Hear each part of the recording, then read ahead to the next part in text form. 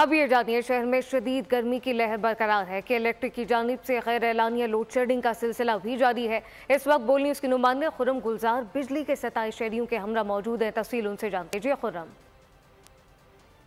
जी बिल्कुल, शहर में शिद्दत बरकरार है।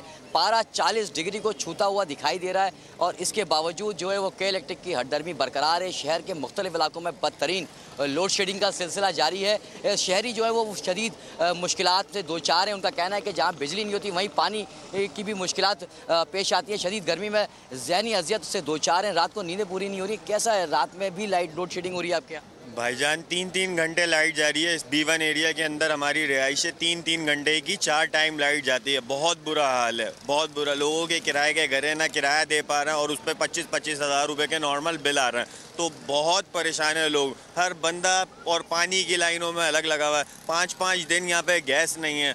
जहाँ लोड शेडिंग के मसले मसाइल हैं वहीं गैस की वजह से भी बड़ी परेशानी का सामना करना पड़ रहा है। इनका कहना ये है कि रात में भी लोड शेडिंग का जो सिलसिला शुरू किया गया, जो कि गैर एलानिया लोड शेडिंग है, जो कि रात की जा रही है, जिसकी वजह से उनको कामों पर जाने में बहुत शुक्रिया।